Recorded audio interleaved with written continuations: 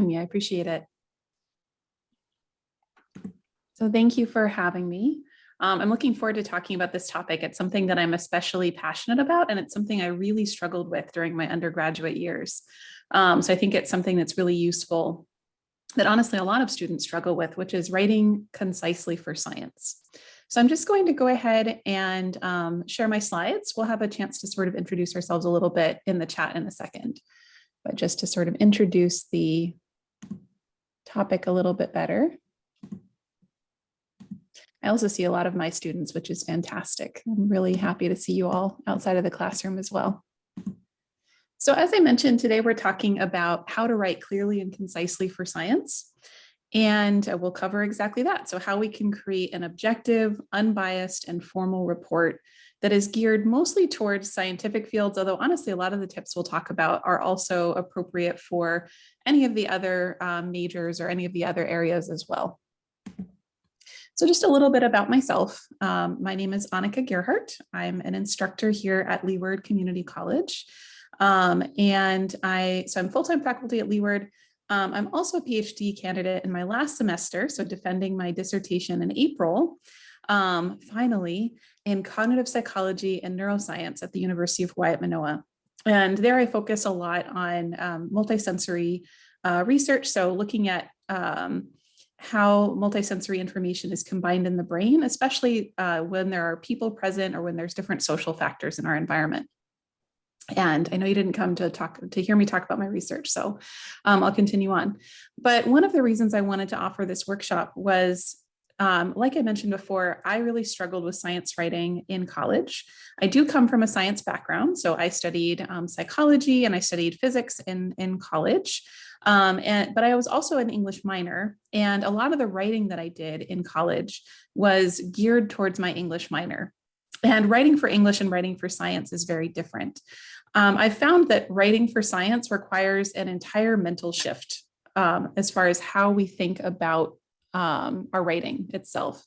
So we have to think about writing as not just a tool to entertain or to persuade, which is how we normally use it in most of our different majors and most of our classes, but really to think about it as a way to inform. So in other words, the goal of science writing is not to be interesting, which I know sounds blasphemous, especially probably to Tasha as an English professor, but really to communicate information clearly. And so again, we have to create this sort of mental shift within ourselves of thinking about changing the way that we write so that we're not thinking about being interesting or entertaining our reader, but about clear communication of often very complicated ideas. So before we get started, I'd actually like to know a little bit more about all of you. Again, I see some very familiar faces, but for those that I don't know as well, I'd like to know just your name and then one goal that you have for your writing this semester. So especially that second piece of information, if you could share it in the chat box.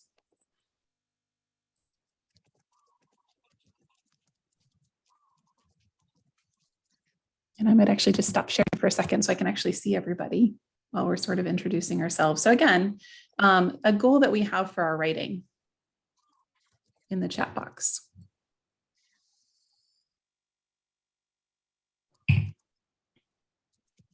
So a goal could be to improve our writing. Maybe we want to get better at grammar. Could be to sort of find our writing voice. Right? There's lots of goals we might have for our writing.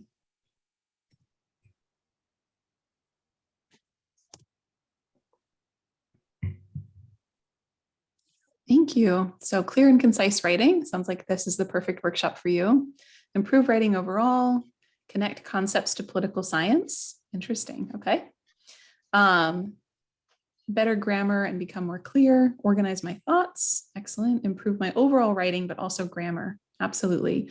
Yeah, it's hard to really find a tone or a voice or feel like we have our own style or that we're communicating clearly when we feel like we're still not really clear on grammar rules, right? Start using more vocabulary or higher vocabulary, better organize my writing, and overall improve. Awesome. So it sounds like a lot of these tips can be very useful, especially if what we're trying to address is grammar issues. And I have to let you in on a secret, and that is that a lot of science writers, so a lot of my colleagues in science, do not have a writing background. And so a lot of them struggle with grammar. Even top-notch scientists tend to, when I look at their first draft of their manuscript, it's a little all over the place, and grammar rules are not necessarily followed. So they might be very good at science, but being good at science and being good at writing are not necessarily the same thing. So this is sort of a constant process of improvement. All right, so let me go back to sharing my slides really quickly here. These are the general things that I would like to talk about today. So my main points. Writing is a process. So I want to talk a little bit about the revision process. Science writing is clear. Science writing is concise. And science writing is objective. So I want to talk a little bit about different ways that we can address each of those main points and main criterias for good science writing. And the first is remembering that writing is a process. So if I remember my undergraduate years correctly, in the beginning, my writing process looked sort of like this. I would realize that I had an assignment on Sunday, and the assignment would be due Sunday evening or Monday morning, and I would write something up very, very quickly. I might read it over once, and then I would send it to my professor. And that was not a winning formula for success. And the first few assignments that I completed in college, I did not do very well on for exactly that reason, because I was writing something at the last minute. I wasn't necessarily proofreading it, and I wasn't necessarily adjusting content. And so the grades that I got reflected that. It took me some time and maybe a year of college to realize that writing is really not your first draft, right? So the first draft is really just your foundation. And what happens after that is really just as important as writing the first draft.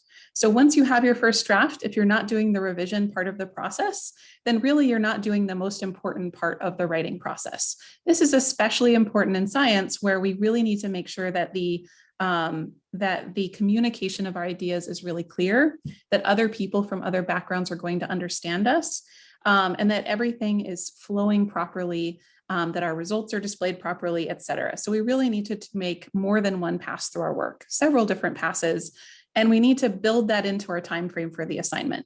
And that often means not starting the day before the assignment is due, which I know is hard for everyone, sometimes including me still. But really building in time so that we can continue to come back to an assignment is really important in writing. It's what makes writing good. So I'd like to actually practice this a little bit today. And we're going to do that by doing a little bit of writing of our own, not science writing. So don't worry, it's not going to be stressful, but writing about a prompt completely unrelated. And we're going to sort of fine tune this over the course of the workshop. So we won't necessarily take 3 minutes. I don't know how much I've talked at this point. I think we have time. But I would like for us to think about the questions. What are some of the most significant challenges facing students today? And what are some helpful strategies for overcoming these challenges? And just to write a very rough draft. So it doesn't have to adhere to any particular rules. I'm not looking for you to mention any particular challenges or for this to be brilliant writing. And you're not going to have to share it with me necessarily. So this is for your own benefit. So don't be nervous that you're going to have to read in front of everybody or anything like that. We're going to be working with it, though, as I go through the different strategies and seeing if we can create something that's clear and concise and objective. So I'm going to go ahead and mute myself for just a few minutes and let you all write. We're just going to sort of write stream of consciousness. So write as something comes to mind on this prompt. And just like with my students, I'm going to, in my classes, I'm going to give us some writing music while we do that. So I'm just going to set a timer for 2 minutes, and then we're going to continue on and talk about some strategies for my next point, which is writing clearly. So let's use the next 2 minutes to write on this topic. And your writing can be in a Word document. It could be on a Google Doc. It could be on the piece of paper that you happen to have next to you. It doesn't really matter. Again, this exercise is mostly for your benefit.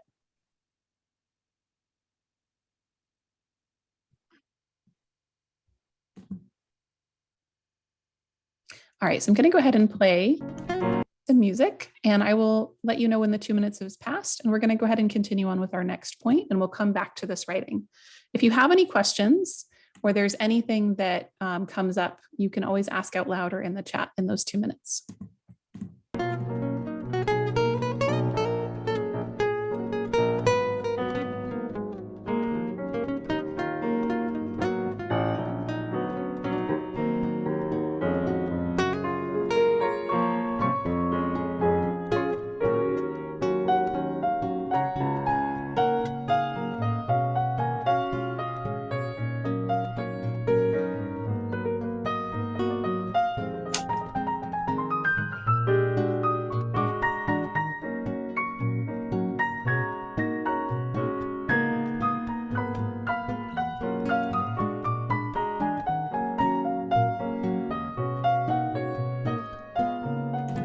So about a minute left.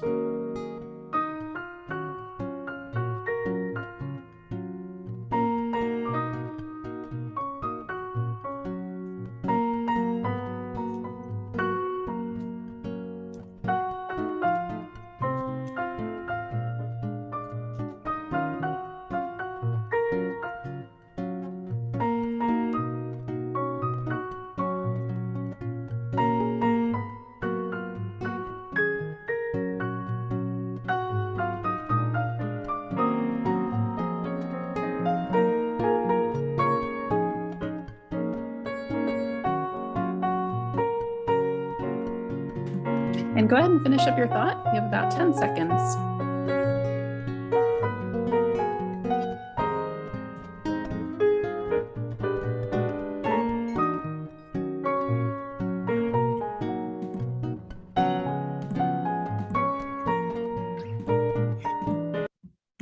All right, so we're going to go ahead and finish up there. I don't know, maybe we were ending in the middle of a sentence. If so, then feel free to finish up that sentence. But we're going to come back and revise that writing here in a bit. So my second main point, remember my first was that writing is an endless process, right? Or it's a substantial process. The second is that science writing is clear. And it's clear for a very good reason, right? When we're writing a scientific report, we're often writing something that is very complicated, and we're writing it for people with a variety of different backgrounds. So generally we're writing it for a scientific audience, but that scientific audience might be very familiar with the concepts we're talking about and might be less familiar with those concepts. And so we really need to think about how we can use language that is going to really clearly get our points across. One of the ways that we can do that is by minimizing something called redundancy, or minimizing how many times we're using the same words or phrases. And another way is by making sure that we're not overusing prepositions. If I could name one thing that my students seem to struggle with, it is overusing prepositions or not understanding how to properly use prepositions. So we'll talk a little bit about that here on the next slide. So first, eliminating redundancy means that we're looking for overused words and overused phrases. For many of us, we get into this sort of mental set where we have specific words that are very comfortable, that we're very familiar with, and we overuse them to mean when there are other words that could fulfill that same meaning and that would be more interesting or that would better convey the meaning that we're looking for. So one tip that I have is to use the Control or Command and F function on your Mac or your Windows or whatever you have, and look for words that you suspect that you might be using more than you probably should. In science, this is often a word like studied or looked at or used, those sorts of words. There's lots of different words that we might end up finding that we overuse. So use the synonym function or the define function or thesaurus to look for other words. And actually, just a quick trick, if you are also a little obsessed with Google Drive tools, you can highlight a word, right-click, click on define, and here is a list of a bunch of different synonyms down at the bottom. So keeping in mind, right, that some synonyms are going to be more appropriate than others in a formal context. This is a good way to look for other words that maybe you were overlooking because you were so used to or so familiar with a particular word. It can also be really useful, especially if you're more of, let's say, a paper person, or even on a computer, to highlight words that you see cropping up over and over again and doing the same thing. And this doesn't just extend to words, but also to phrases. So thinking about phrases that you might be overusing, like indeed, also, further, right? Those tend to be sometimes over-relied on in writing. Secondly, for clarity, we can also try to not overuse prepositions. So if it's been a while since you've had an English class, I'll briefly sort of summarize up at the top what a preposition is. And Tasha, I'm so sorry if I've gotten the definition wrong. It's been a while since my last English class as well. But in general, a preposition is a word that explains the relationship between often a noun or a word and another word. And it often comes before a noun or a pronoun. So some examples of pronouns would be things like to, right? For, into, about. We sometimes think about these as directional words as well. And they certainly serve a purpose, but they can also be, when they're overused in writing, they can make writing very circuitous, or they can make it seem more roundabout or more difficult to understand the main thesis of that sentence, the main point of that sentence. So let's take this example on the right of the screen. The purpose of the study of biopsychology is to explore human cognition, emotions, and behavior that result from biological and psychological mechanisms. That sentence is totally fine as it is, but we can actually make it even clearer by thinking about words that are already implied by the sentence and by removing some of those prepositions. So let me actually highlight some of the words there that we can get rid of, right? We can look for words like, if we look at the purpose of the study, this might not necessarily be important to include, right? Because if we're talking about the purpose of biopsychology in the sentence, it's not necessary to again state that the purpose of the study of biopsychology is, right? If we're already going to define biopsychology in that sentence. So we know we can already eliminate that. We can also think about all of those prepositions in the sentence and whether they're actually necessary or whether we can do some rearranging. So we could rearrange or restructure that sentence to look something like the following. Biopsychology is the study of the interaction between biological and psychological mechanisms underlying cognition, emotions, and behavior. And now we have a much clearer definition and much clearer understanding of what biopsychology is without that unnecessary phrase in the beginning that's already implied. And we've also eliminated a lot of prepositions. I'm a psychology professor, so I'd like to, for a second, talk a little bit about why eliminating prepositions is actually important from a psychological standpoint. Of all the different types of words, there's a few words that make our brains think a little bit harder about what somebody is trying to convey. One of those words is prepositions. So when we use lots of prepositions, it actually makes our brain think harder about the relationships between words, which isn't something you want somebody to have to do if we're trying to write a really complicated scientific article. The other is actually using the passive voice tends to make us think a little bit harder about a sentence as well, which we're going to talk about here in a second.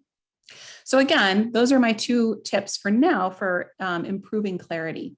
Looking for overused words and phrases, so trying not to be redundant in our writing, thinking about things that are implied that we don't need to restate, and also not overusing prepositions.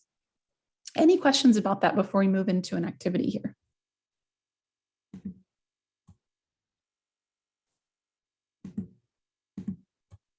All right, so let's go ahead and take this sentence as an example. So the reason for this paper is to introduce the main functions of neurons and what factors determine the function of neurons. So let's start by thinking about and highlighting some of those prepositions. So I actually want to use a function in Zoom called annotate. So if you're in a place where you can annotate and you're on a device that allows for annotation, go up to the top of your screen and click on where it says more options or see options, and then click on annotate.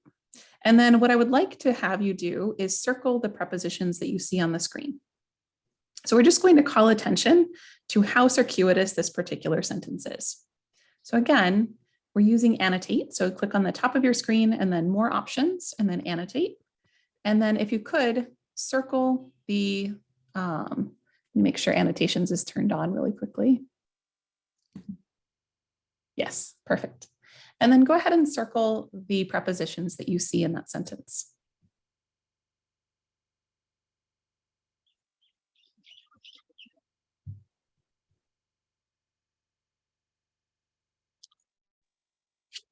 So remember, annotations are things like for, into, about, that sort of thing.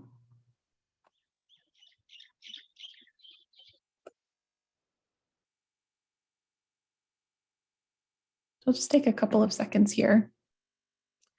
Oh, that's fine, Sebastian. Yeah, for some reason, some devices don't have the capability. For some folks, it might be an option down at the bottom of your screen, depending on the device that you have. So sometimes it's located under, I think, still more options, or maybe under reactions. So hopefully that helps. That's totally fine. So we'll just take another couple of seconds. All right, so I definitely see some of our prepositions being circled here. So the isn't a preposition necessarily, that's an article. And reason would be a verb in this case, but I do see some, or not a verb, I'm sorry, a noun in this case. But I do see some circled. So for, to, is actually a verb. Of, right? Those are all prepositions that we can work on reducing, or we can work on maybe restructuring the sentence. We see a little bit, some fewer prepositions in that sentence. So let's take a second and think about how we could make this sentence clearer. So right now we have the reason for this paper is to introduce the main functions of neurons and what factors determine the functions of neurons. Let's think about maybe if there are any parts of that sentence that are redundant or that we don't need, or if we can combine anything, or if there's a way that we can rearrange the sentence so that it could be clearer. What I'd like for you to do is take a second and in the chat box, without pressing send right this second, type in what you think might be a clearer version of this sentence. So if you were going to rewrite this sentence to be clearer, what do you think that sentence might look like? So go ahead and type that in the chat box and don't press enter just yet. I'll let you know when you should send your response. So we're just going to take a second. And again, we're trying to think of a clearer version of this sentence. So type that in the chat and don't press send.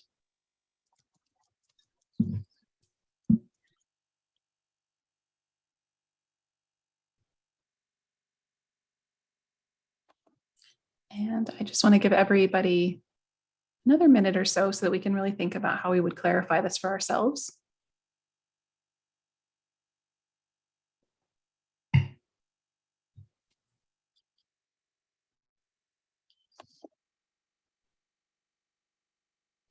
All right, so hopefully you've had a chance to type out a sentence in that time.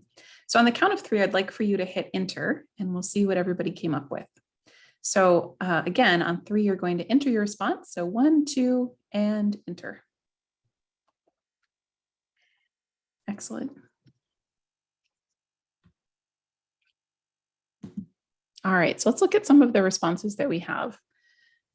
So Sebastian wrote, this paper introduces the main functions of neurons and their determining factors. Excellent. So you combined so that last little phrase and one of the middle phrases so that which we didn't necessarily need, right? The main functions of neurons and what factors determine the functions of neurons. That's good. It's not a complete sentence. So we would need to add something in there to make that complete. This paper will introduce the main functions of neurons and the factors that determine their function. Excellent. Good. And I like that you've selected a more formal word too for the reason, right? Introducing the main factors. Good. Paper introduces the main functions of neurons and factors determining the functions of neurons. So still kind of a mouthful there. Paper is to introduce. So we still need a noun there. The paper introduces the main function of neurons and what factors determine the function of neurons. So of all of these, I actually like, I'm going to scroll up a little bit. I really like Sebastian's response, the very first one. So this paper introduces the main functions of neurons and their determining factors. And as well as, I believe, Marissa, that was your response, introducing, or maybe this paper is introducing the main function of neurons and the factors that determine them. So the point here being, right, we don't really need to state a few things twice. We don't need to state that the reason for the paper is to introduce the main functions of neurons and what factors determine the functions of neurons if we can condense that in any way. And what I like about Sebastian's contribution there is that he's removed some of the prepositions, right? So this paper introduces, removes the problem of the reason for, and also condenses the last part of that sentence. So again, thinking about how we can clarify a sentence with less prepositions, with less redundancy, and as some of you noted, with more formality. Are there any questions about this exercise before we continue?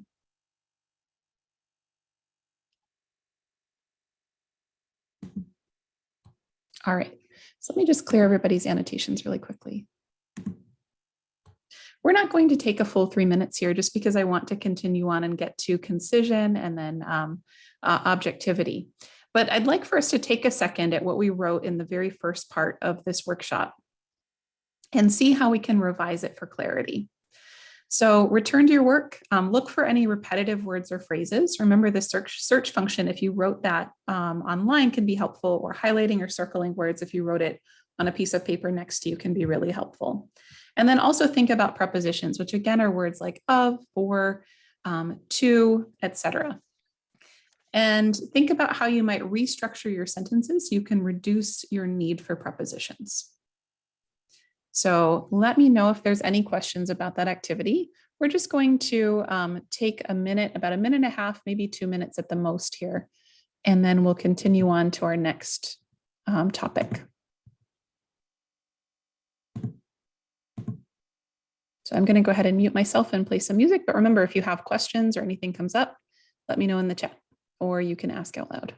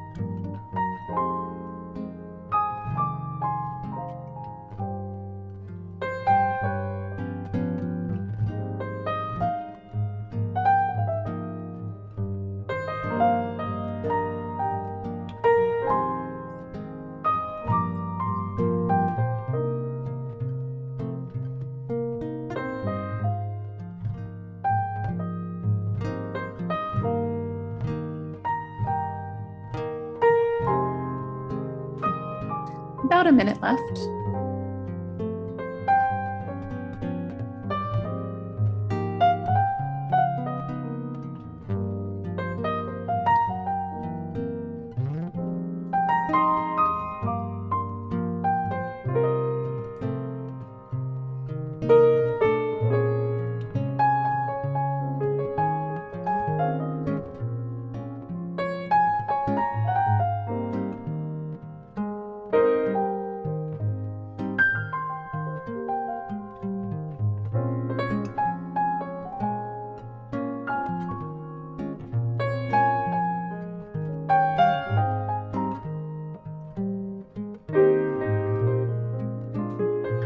And go ahead and finish up whatever it is you're doing. We have about 10 more seconds.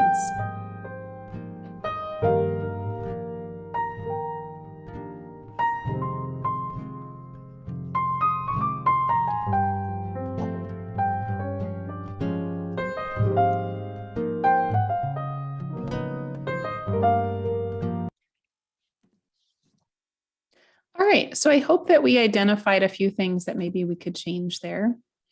And actually, I'd like to see in a vote really quickly, or maybe let's see in a vote. So was anybody surprised, or did anybody find any words that maybe they were overusing in their sentences? I'm kind of curious what those words were. So maybe in the chat, we can put maybe a word or a phrase that maybe we found we were overusing in our writing.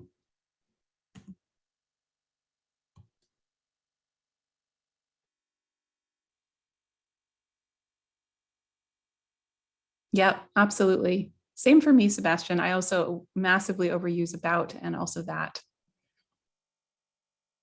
Good. Good. And it looks like some people identified some prepositions too, which was going to be my next question. So well done. It sounds like hopefully we were able to sort of restructure some of those sentences. All right. So let's go ahead and move on to our next point, because I want to make sure that I have enough time for each of the different tips. So the next that I want to talk about is science writing and concision. So when we write something about science. We want to make sure that we're communicating information as concisely and as quickly and as effectively as possible. So again, the goal isn't to entertain, right? We don't want to add a lot of metaphors. There isn't a lot of fluff to science because again, we're not necessarily trying to make it interesting. We're just trying to convey information. That isn't to say necessarily, and we'll get to this a little bit later, that we can't end up developing a good, a strong voice, or we can't end up developing a tone, right, or our own style. But it's often better to really understand how to make things clear and concise first, and then work on developing our own sort of writing style in science after that. So it's good to sort of lay the foundations first. So one of the most important ways to make sure that our writing is concise is to use the active versus the passive voice.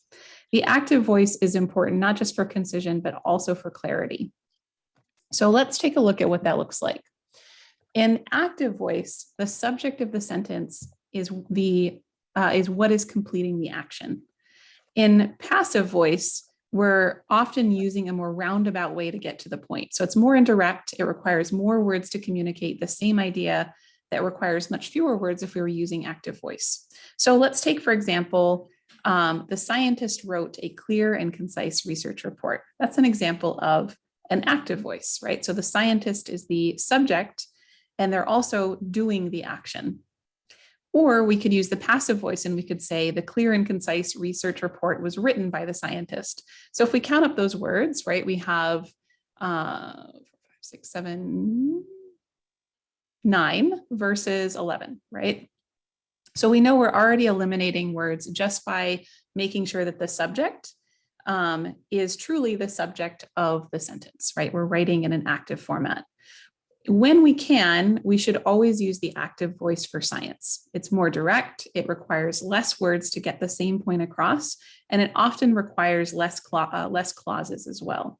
And that does mean that sometimes science writing will sound a little bit jerky. It will sound a little bit less fluid, right, than something that maybe those who are writing an English paper, who are writing for fun, or for maybe a business report where you're trying to persuade somebody to do something.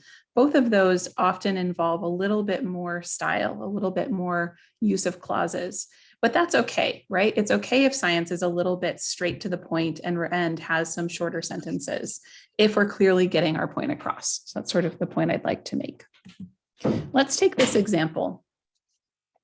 The biology homework was submitted by the exhausted student at midnight, something maybe some of us can relate to. Let's think about how can we use the active voice to reframe this particular sentence. So just like we did in the first activity, I'd like for you to put a reframing of the sentence from the passive, which is how the sentence is currently written, to the active voice in the chat, and then I'll let you know when you should hit submit. So again, we're thinking about how can we rephrase the sentence from the passive to the active voice. We're going to write that rephrasing in the chat, and then we're going to hit submit in a second. So I'll let you know when.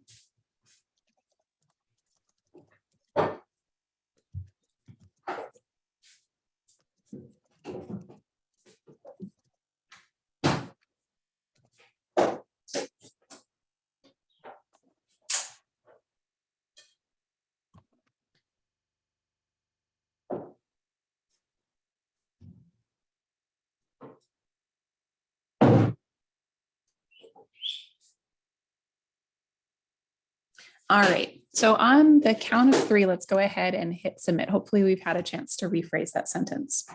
So hit enter on 3. Oh, go for it. Okay. Go ahead and submit. You guys are ready. Good. Yeah, so it looks like we all sort of came, most of us came up with sort of the same general structure, right? So the biology homework was submitted by the student at midnight. That's our passive version. The exhausted student submitted the biology homework at midnight as active. Let's think for a minute about why it's better to use that second phrasing of the sentence. When we use the passive phrase or the passive voice, we're waiting until the end of the sentence to figure out who's doing the action, right? Or how the action is being completed. So it's kind of like holding your breath throughout the sentence to figure out what exactly is happening. So in this case, the biology homework was submitted by And then we finally understand who's doing the submitting at the end of the sentence, the exhausted student at midnight, right? And when we use active voice, we understand upfront who is doing the action or what is completing the action. We know right away that it's the exhausted student that's doing the action of submitting their biology homework at midnight, which is obviously very straightforward in this particular case. But let's imagine we're writing a much more complex sentence where we have multiple variables happening and we need to know who is manipulating the variables and how they're manipulating the variables. In that case, it becomes really important that our sentence is direct and active. Are there any questions about active voice?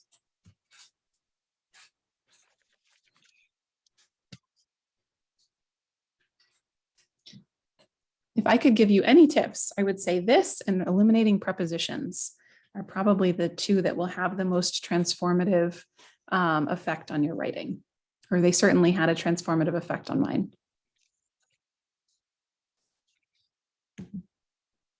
All right, so we're not going to take as long. I think I would like for us to just take maybe a minute and see if we can look through and find any phrases that use the passive voice and sort of estimate how much of your writing was written in the passive voice before you rephrased. You might be kind of surprised. Maybe you're somebody who naturally writes in the active voice. A lot of us actually think in the passive voice. So when we're thinking, we tend to think about what's happening or who's doing the thing towards the end of our thought, which is sort of surprising, I think. So many of us actually write naturally in the passive voice, which means you might discover that a lot of your writing was naturally written this way. So I'm going to go ahead and give us just a minute and see if you can identify phrases. You don't have to change them, but just identify phrases that were written in the passive voice. And in the chat, I would sort of like an estimate. How much of, did you find any sentences that were in the passive voice? About how much of your writing would you estimate was written in the passive voice? So I'm going to go ahead and start just our minute. And since it's so quick, I won't do our writing or our music, but just again, looking through your writing and seeing if there was anything there in the passive voice and how much of your writing was written in the passive voice.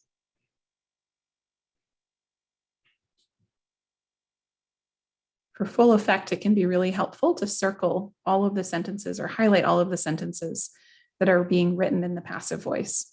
I think when I did that, I really started to realize exactly how circuitous a lot of my writing was.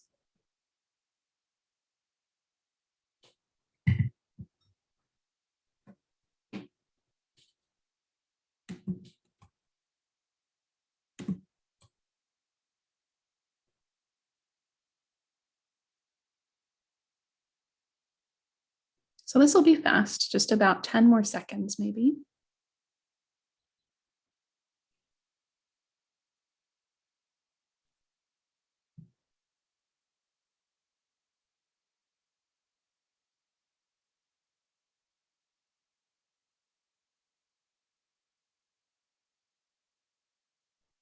All right.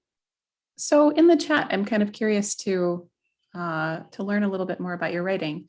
Did we find that we were writing a lot in the passive voice? And if you have an estimate, about how much of your writing would you say was written in the passive voice?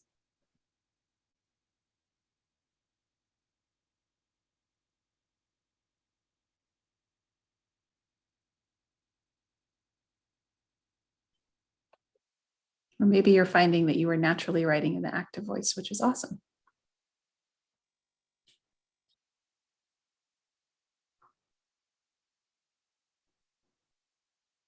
Yeah. Yeah, that's actually true for my writing when I write for fun, Sebastian. I still write. I can't seem to break the habit. I still seem to write in the passive voice. And this also sort of makes sense if we think about stylization, right? It's easier to add clauses sometimes when we're writing passively. What about everybody else? Did anybody else find? Thank you, Erin. Yep, so usually in the passive voice.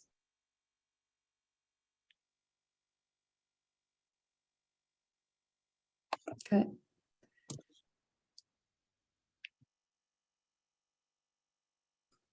I love it, Tao. Yeah, so I guess if you're using something like Grammarly, that can certainly help identify active voice. Yeah, absolutely, Keegan. It's hard to rethink the way that we naturally write because it's almost like restructuring our thoughts, right? And changing around sentences can be kind of tricky. All right, so any questions about active voice, about passive voice, or anything else here before we move on to our next section?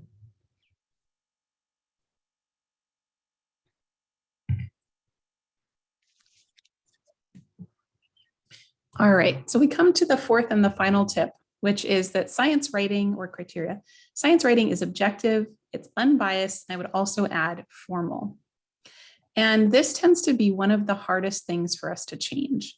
So when we think about things like reducing prepositions or changing from the passive to the active voice, those are things that are sometimes easier to spot because they're grammar, they're syntax, right? But when we think about formality, when we think about tone, that's a very difficult thing to spot because for many of us, we haven't necessarily written science before. So we don't know what formal tone looks like or what it sounds like. We don't know necessarily what objectivity really means as it relates to science. So scientists are communicating about facts. And I'm going to make this bigger because I know that we had somebody who is interested in political science. And this is also true of folks who are in history, right?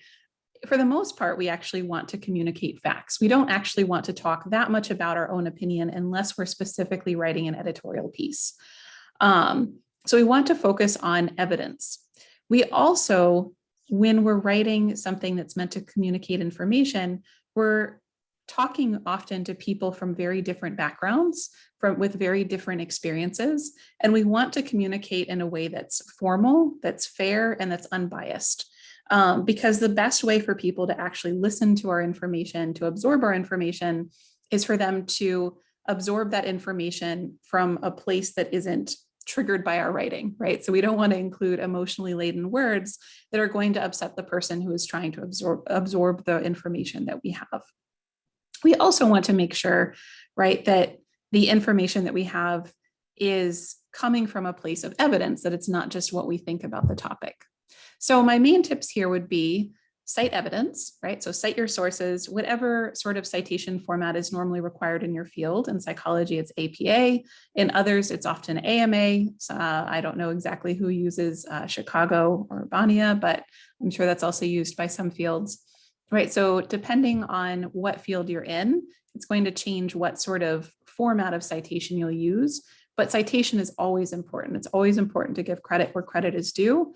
And it also really helps other scientists take you seriously if they know that there's a place that you're speaking from a place of evidence, right? That there is work that backs up what you're trying to say. We also want to avoid filler and emotionally charged words. And we don't want to overuse adverbs. And I'll talk about how that fits in here in a second.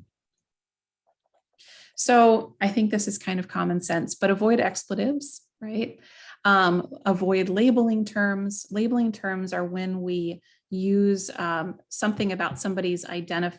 We start with something about somebody's identity. So for example, we say something like the dyslexics, right? Instead of individuals with dyslexia. And that can be very problematic in writing because when you lead with somebody's label, it makes them feel like that's all of their identity, where you're identifying them based on something that maybe they don't experience as the most important part of their experience. So we want to avoid labeling terms. That's especially important in psychology. Slang, and idioms. So anything that's sort of informal language. Again, remember, we're communicating across often very different backgrounds. And sometimes the people who are reading our work don't have the same language background that we do. So what we might think of is sort of an interesting pun or an interesting use of sarcasm might not translate at all when somebody from another language background is reading our work. And we also want to avoid filler words. And lastly, and most controversially, we should avoid first-person pronouns when possible. I say this is controversial because there's been a bit of a movement in science to move towards the first-person pronoun to take more ownership of our science. But as of right now, it's still good practice to avoid first pronouns when possible. In the future, that might change, but for now, that's still true. So here's an example, right? An example of some filler words that are commonly used are things like, in my opinion, I think, for what it's worth, it was cool to see, would be something that was that's a bit more idiomatic, right? That's a bit more casual.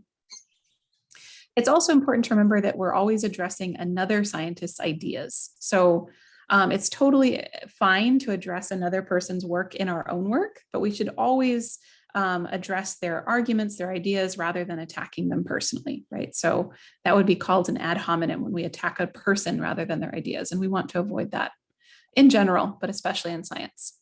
And of course, give other scholars credit. We want to have credit for our ideas. We should also give credit in turn, right? So always cite our sources. Additionally, we want to avoid excess use of adverbs. So these would be words like basically, actually, really, generally, mostly, and very. And these are words that define or add conditions to a verb. And they're often not necessary. So for example, this has a lot of the issues that I've talked about on this page, right? I believe the results that schizophrenics had a harder time with the memory task was very significant.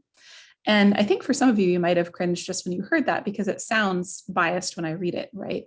So a way that we can fix that is individuals diagnosed with schizophrenia scored significantly lower on the memory task than individuals without the diagnosis, right? So again, we're eliminating labeling terms. So schizophrenia would be considered a labeling term here. We're eliminating I believe because it's a filler term and it's not necessary. And we have to rewrite from the third person. So we're putting our research first instead of inserting ourselves into our research. We also want to make sure that we're properly defining the terms that we're talking about, right? So significantly lower, we're being very specific. So when we say significantly lower on the memory task than individuals without the diagnosis, right? So again, avoiding a lot of the pitfalls that we can end up with here. We also eliminated very, right? It's not important to say very significant. Our data can speak for itself. So any questions about these different tips on formality, on objectivity?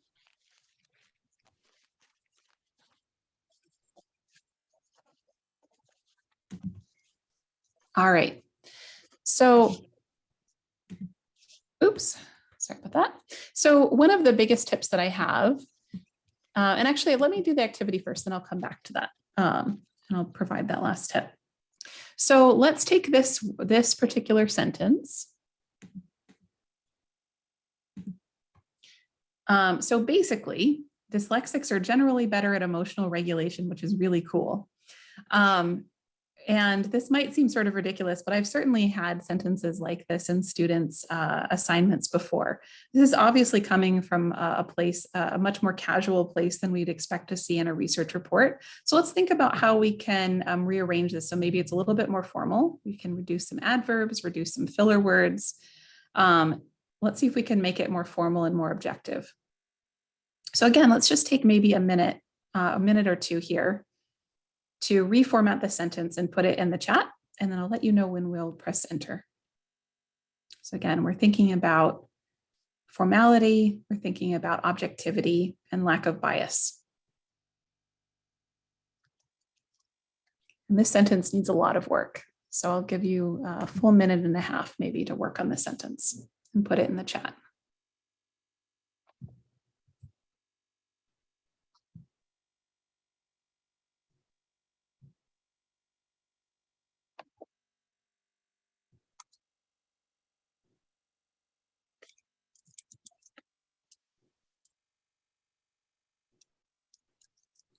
Take about 30 more seconds on restructuring this.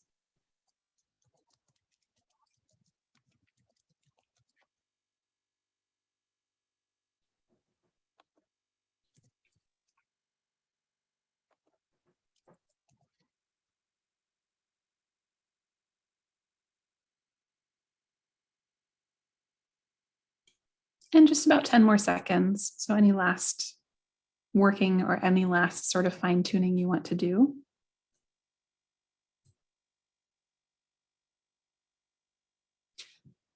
All right, and let's go ahead and press enter.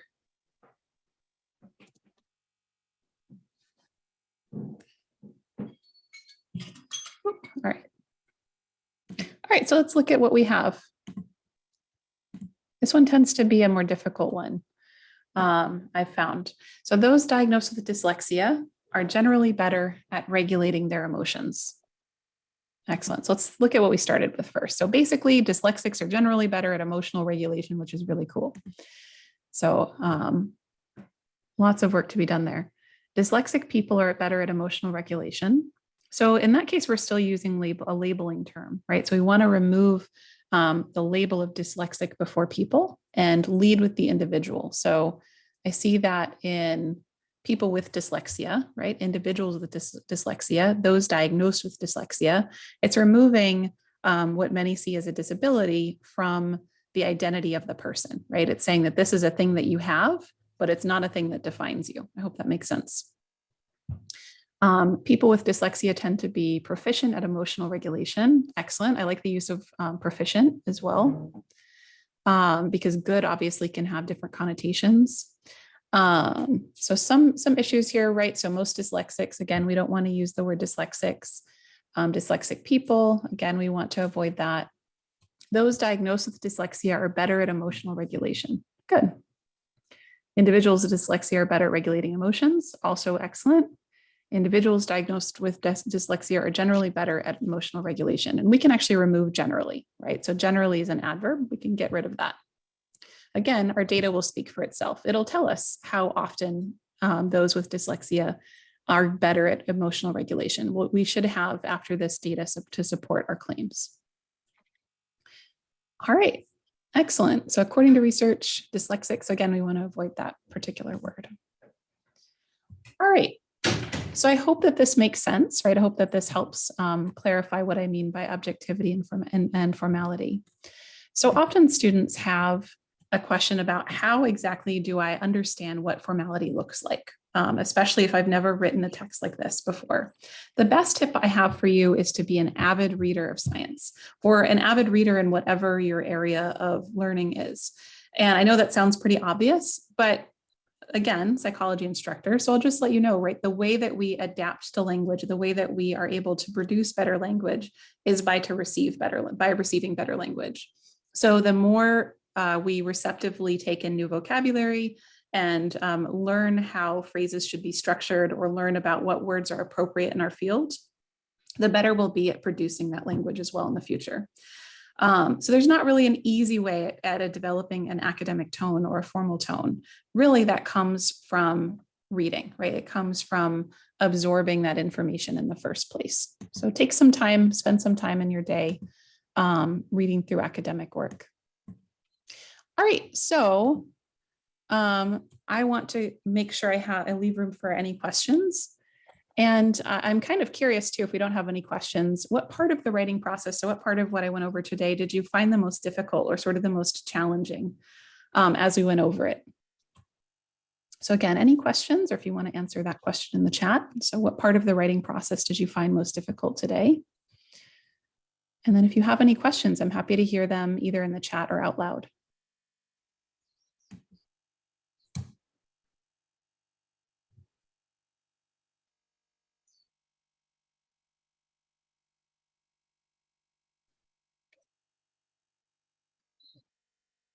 Oh, good. Yes, I agree. I still find prepositions difficult, especially using the word for some reason. Writing in the active voice to be difficult. Absolutely. Yep. I still think in the passive voice, but I try to write in the active voice, which involves a lot of translation. Excellent. Yes, absolutely. It's amazing how many times we use the same word and don't even realize we use the same word, right? Removing labels, definitely. And that's natural. So when we think about somebody, we think about them with their label. That's just a natural way that we think socially. But when we're writing formally, we want to make sure we don't identify them that way. Awesome. So it sounds like we learned some things and maybe we had some insights into our writing, I hope. That's all that I have for you today. So if there aren't any questions, I'm happy to conclude there and I'll hang out for a little bit. And in case anybody has any questions. Tasha, did you have anything else you wanted to say? Sure, just what an excellent and just dynamic time we've had today. All the things that she said about writing are just right on point. And I like to tell people that you don't have to love writing. That's a secret. A lot of people don't really realize that that's okay. But you can use writing for your own purposes, even if you don't love writing. And hey, maybe in that process, you might learn to like it just a little bit. So Yeah, we're so absolutely. happy that you could join us today. And our next workshop will be on this Wednesday. And it's going to talk about finding and evaluating resources with instructor Donald Carrera Ching. And he does a great job at kind of breaking down this mystery, just as Anika has done in a great hands-on way in terms of, what is research and how do I find sources to evaluate them. So maybe if you have a research project coming up, you can take what you've learned about writing today and continue to grow your skills in terms of research and how do I merge these skills that I'm continue to enhance. So really had a great time today. If you guys could also share some feedback with us, I've shared a link to our feedback form in the chat.